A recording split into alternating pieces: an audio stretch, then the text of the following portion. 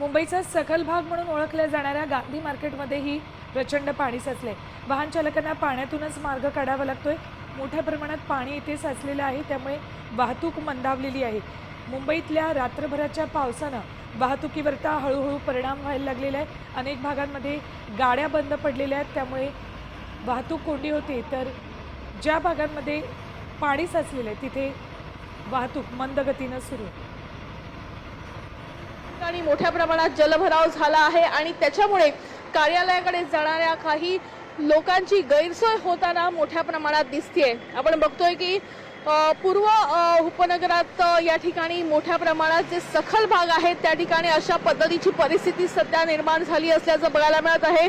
अगदी मुसळधार पाऊस काल रात्रीपासून मुंबई आणि उपनगरामध्ये सुरू होता आणि त्याचे परिणाम जे आहेत ते सध्या मुंबईमध्ये पाहायला मिळतात।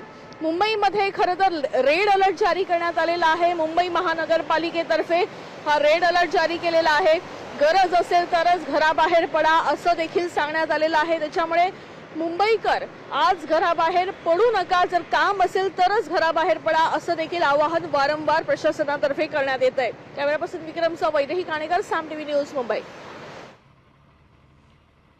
आता isakal.com आहे देशातील नंबर 1 ची मराठी न्यूज वेबसाईट। प्रत्येक अपडेटसाठी isakal.com ला नक्की भेट द्या।